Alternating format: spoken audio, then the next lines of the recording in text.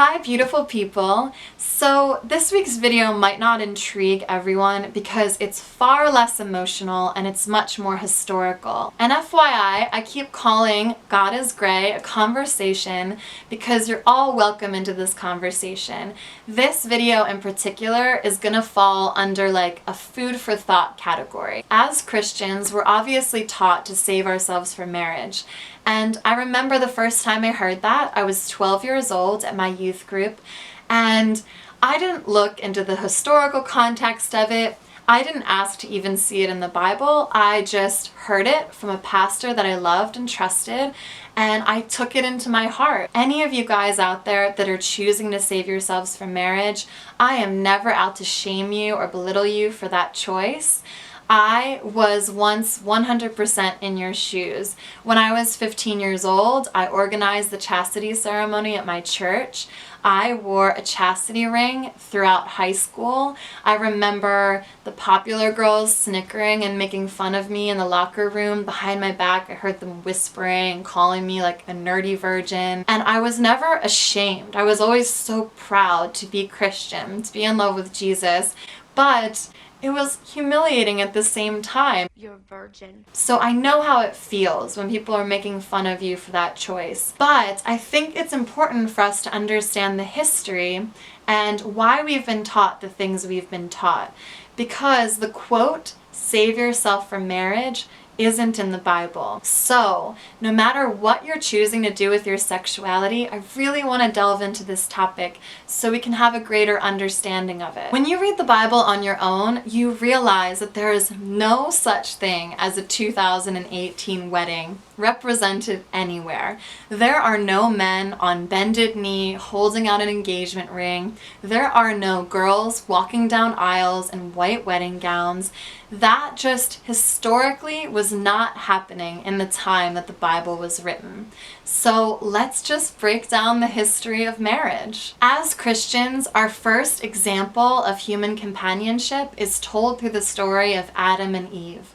This is a man and a woman residing in the Garden of Eden. They are naked, they're unashamed, until, as we all know, Adam and Eve both eat from the tree of knowledge and fall into the world as we know it today. After Adam and Eve, monogamous couples are rarely seen in the Bible. Rebecca and Isaac, Noah and his wife are notable examples, but the majority of God's favored servants were actually polygamists. Jacob married Rachel and Leah. David had 7 named wives, but married more after that. Even though Deuteronomy 17:17 states that a man must not take many wives or his heart will be led astray, prominent biblical figures lived contrary to this verse, and throughout the Old Testament, 12 polygamous unions go unpunished and are actually encouraged within those societies. Polygamy is prominent in the Bible because although we as Christians honor it as a religious text, it's also a very historically accurate text,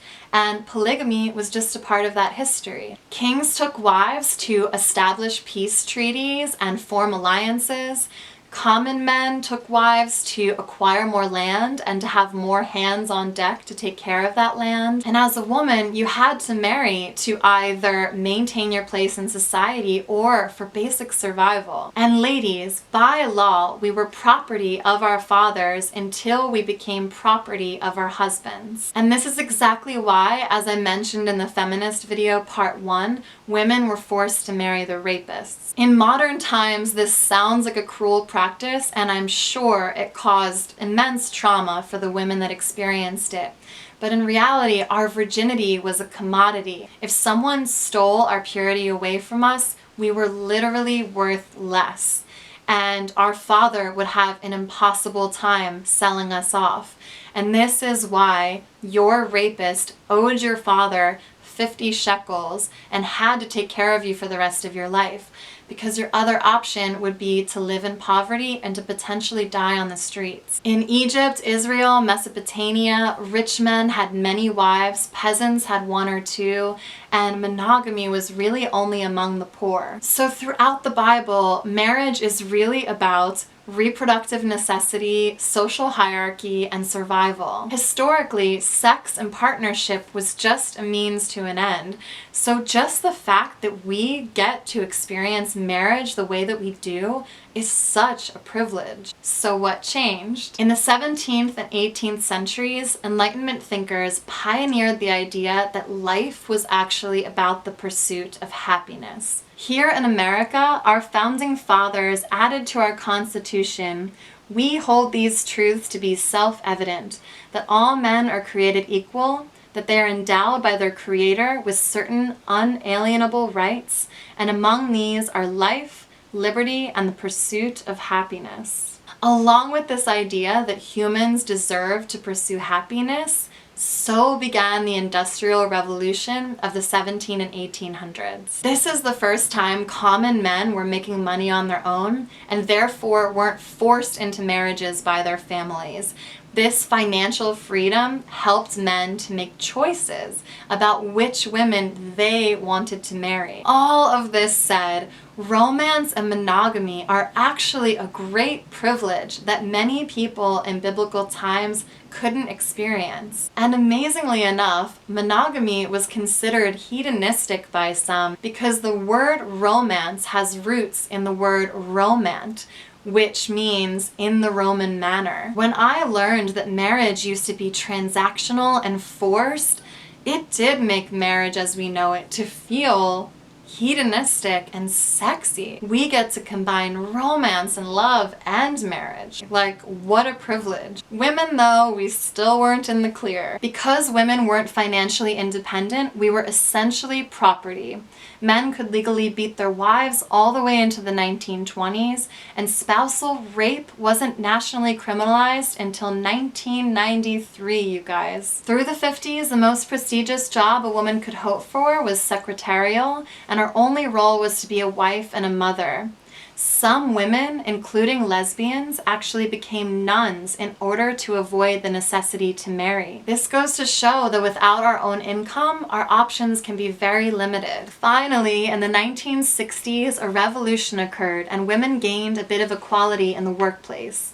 And this is really the time women began to have a say in our marital relationships. But even still, racism was a major problem. Many Christians were anti-interracial marriage and used the Bible to back up their racism. It wasn't until 1967 that the Supreme Court overturned interracial marriage bans, which looks eerily similar to something we experience today. Lastly, head and master laws were finally abolished. This law allowed for men to make any decision over joint property without his wife's consent.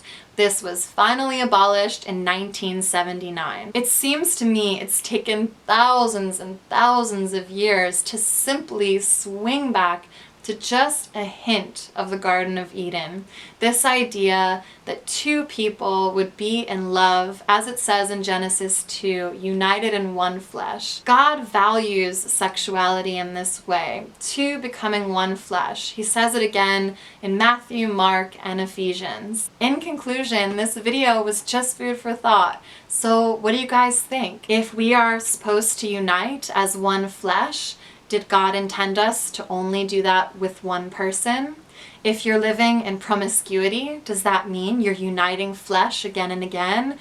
Can you break that bond? Can you break that soul tie? If you heard the comparison between Christians being anti-interracial marriage and anti-homosexual marriage, does that give you a pause? Does that make you question what you've been taught or change your opinion?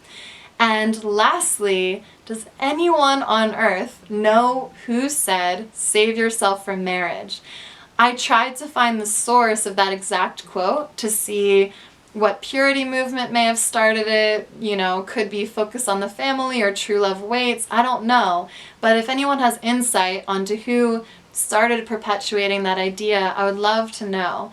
And in the meantime, please like and subscribe. Thank you guys so much for being a part of this conversation. I love you and God bless.